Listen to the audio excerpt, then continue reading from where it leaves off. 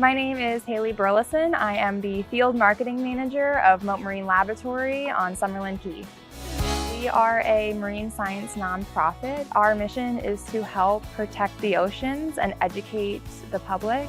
Ocean Fest started as a way to bring awareness of our new exhibit at the Eco Discovery Center. We have about 50 vendors, live music, food trucks, kids activities, you name it, we have it. It's just a time where all of our conservation partners and local artisans can come out and support the mission of Mote, as well as promote their own products and their own missions as well.